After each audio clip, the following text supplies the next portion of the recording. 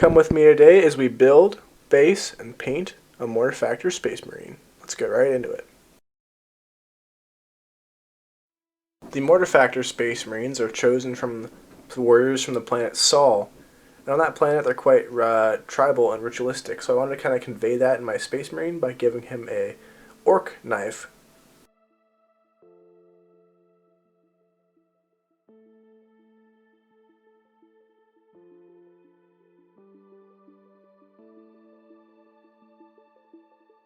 I gave him an Orruk shoulder pad because I thought it looked pretty cool, and because it's kind of on brand for these tribal Space Marines. And I'm going to give him a Reaver helmet because the Mortar Factors believe in wearing the bones of their fallen comrades as a way of kind of remembering them. For his other shoulder pad, I went with like this camo like mesh kind of thing. I think it makes him look more tactical and more jungle-y, I guess. I don't know. Also, I'm not sure why, but somehow I forgot to record me putting a little Orruk little like charm thing on his power plant, so that's on there now. You'll see me here mess around with this little spear thing. I ended up not using it, so just kind of forget about the spear. It comes off later, but I thought I'd include it here because it's in some of the videos. I also decided to give him a little like tent or like little backpack of campingness or whatever. Little tent probably. I thought that was wise because they're, camping out in the jungle, so he needs a tent, obviously, to keep his little armor shiny. And let's knock out that base real quick. I use my tried and true method of sticking like the sticky cork things to the bottom that you normally stick to the bottom of furniture. I stick that on my base, tear it up, and then you have some pretty cool looking like rock, dirt kind of thing. I also decided I wanted to have like dirt here, so I'll put some PVA glue down and sprinkle some sand, some fine grained sand. And then I also wanted to make it look more jungly, so I put this little like plant thing, some sort of vine or a plant. And then I follow that up by putting some grass on it.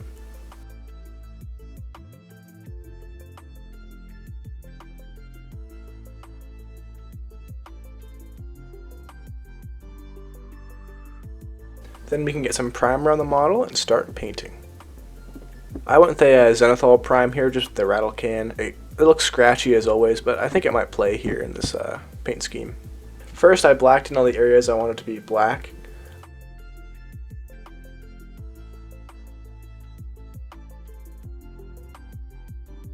In the Mortar Factors paint scheme, they have black shoes, black legs, and black arms, or black elbows. And the rest is just kind of tan white.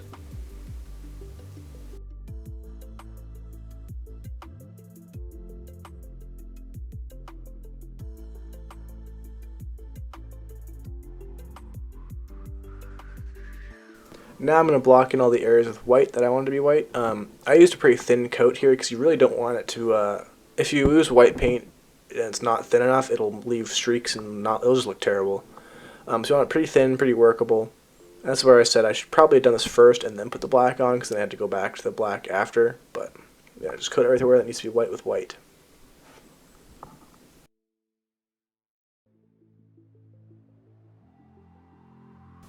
And the Mortar Factor white is a little bit off-white. It's not quite white. So I'm going to use some thinned down pallid bone speed paint. I'm just going to kind of glop it on all over the white, leaving the recesses brown and just the top area is white.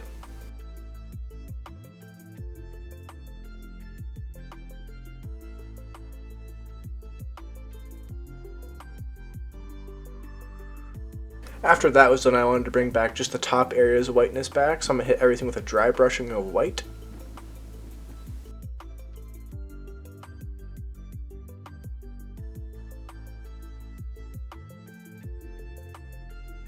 And now as I'm going to paint all the details, I'm going to paint his knife black, his gun black, in preparation for metal. I'm also going to paint his little shoulder pad a bit of green. I thought it looks like the camo netting. And I'm going to paint his little camping pack purple because I thought that looked interesting. The paint didn't really flow into this thing, so I would not recommend using this material again. That was all looking pretty good, but I thought his white was still looking a little too pale white, so I decided to get some thinned down, I think it's satchel brown speed paint, and just throw that into the recesses to liven them up a little bit.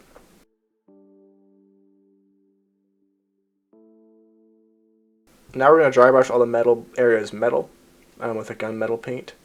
I think this looks way better than just base coating it metal. You can definitely control how shiny you want the metal to be here.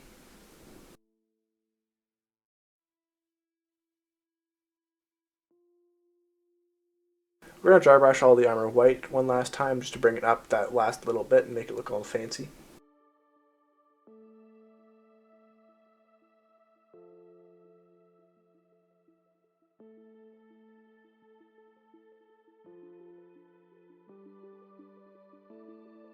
Also going to hit all the black areas with a gray dry brush to bring out some of the raised areas. Not too much, otherwise it turns gray, but just a little bit to make it look more visually interesting.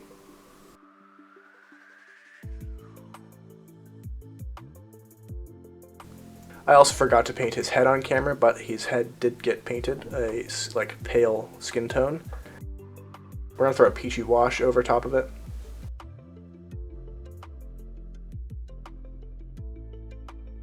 And next we're going to start base coating all the gold.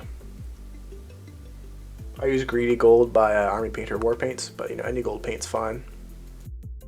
Now I'm pretty sure their Aquillas aren't actually painted green, but I thought he looks way better with more of a splash of color on his Aquila, so I decided to give him a green Aquila. That's just a green speed paint, I think it was Orc Skin, I'm pretty sure. For the gun I'm going to do a simple little brown-black wash, I think it's a warm tone, or strong tone.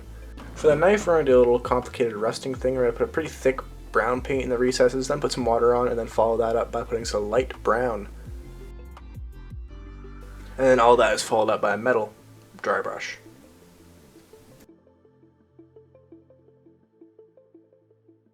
Now we're going to make the gold look a little more visually interesting by putting a little brown speed paint in all the recesses.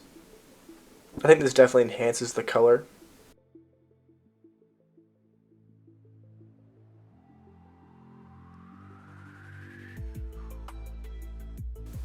Then we follow that up with a silver dry brushing on all the raised areas. I also wanted to add some light blue verdigris, but I think this was too strong. I definitely would have thinned this down the second time I did it, if I had to do it again. I also wanted to paint the little scar on his forehead, so I used a dark purple for that. I just thinned it down and threw it over his scar. And next up are the eyes. I used a thin white paint and just kind of dripped it into his eye sockets, making it kind of a glowing effect.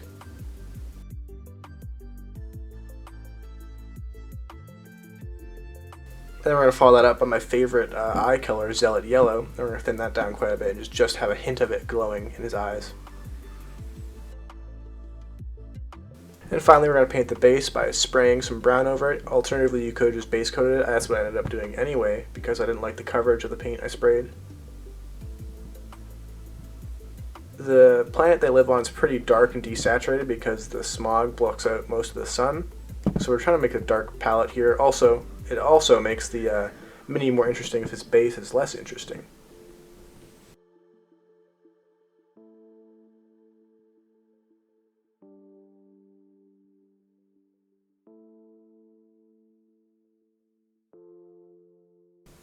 We're also going to throw some greens over the greenage. And then we're going to give everything a solid dry brushing of their highlight color. You'll notice that I do not like brush painting highlights. I much prefer dry brushing because it saves you time, and I find it usually just looks better than what I can do with my own hands. What? Get this guy off the mic, what the hell?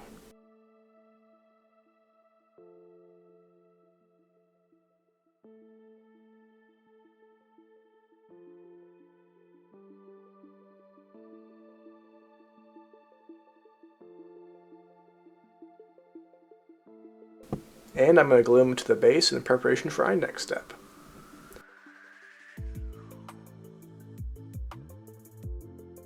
We're also going to throw some blood to make this marine more messy. I think it definitely helps tie this effect. He's not very friendly.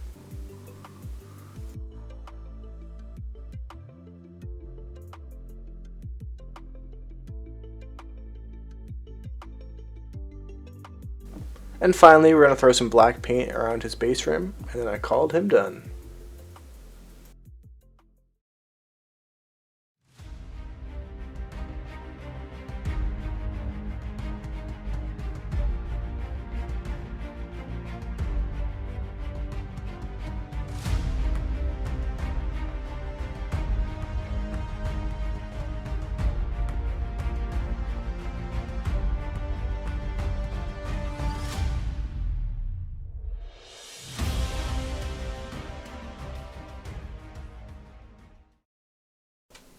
post-editing video Joe here, and I'm pretty tired, so I'm going to keep this little ramble short.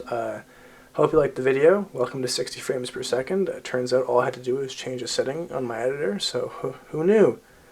Yeah, if you liked the video, please feel free to leave a like, comment, or subscribe. I appreciate you all for watching. I struggled this video with trying to get the thing to trying to get my camera to focus on the thing I was painting and not my hand. Hopefully the next one I should have some better footage for you guys to watch, so stay tuned. I'll see you in the next one, where we paint an ultramarine, hopefully. Toodles! No, sorry, Cap. Not yet. I have to stay quiet. It's out for me. Yeah? Well, we have new info you want to hear. Handing the walkie-talkie to the dino lady. Good news and bad news. I'll take the good news. Bad news? Fuck. God damn it.